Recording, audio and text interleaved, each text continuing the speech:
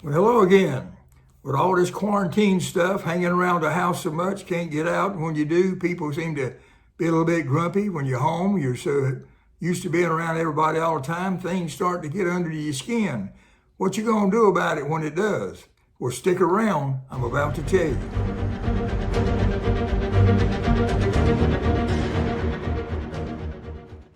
Well, thanks for coming by and waiting to hear what I was going to tell you about this thing getting under your skin. First, let me tell you a little story to help you appreciate where I'm going with this about getting under your skin.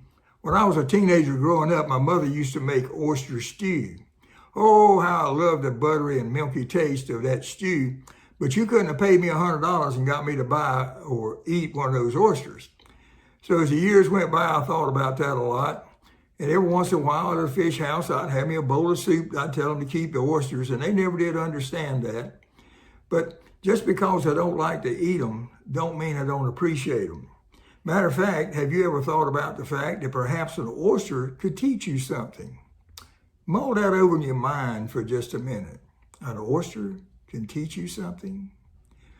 I mean, it's just an organism laying in a shell in the bottom of the sea. What could it possibly teach you? Well, I'm glad you asked, and I'm about to tell you. Let me share this little poem with you, and I think you'll get the point. The oyster.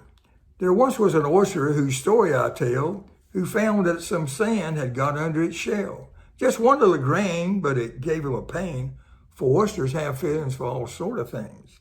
How did he berate the working of fate, which had led him to such a deplorable state? Did he cuss the government or cry for an election, cry that the sea should have given him protection? No, he said to himself as he lay on the shelf, since I cannot remove it, I'll try to improve it. The years rolled around, as years always do, and he came to his ultimate destiny, stew. And the small grain of sand that had bothered him so was a beautiful pearl, all richly aglow.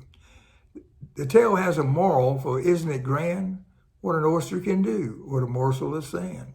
What couldn't we do if we'd only begin with all the things that get under our skin?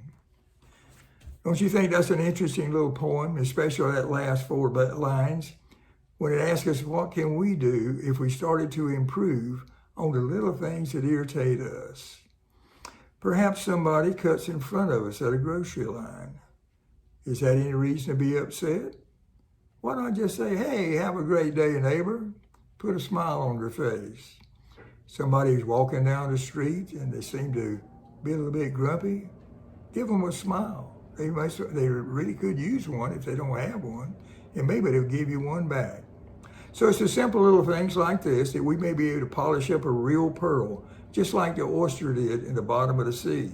We don't have to do great things, but we can do small things in a great way.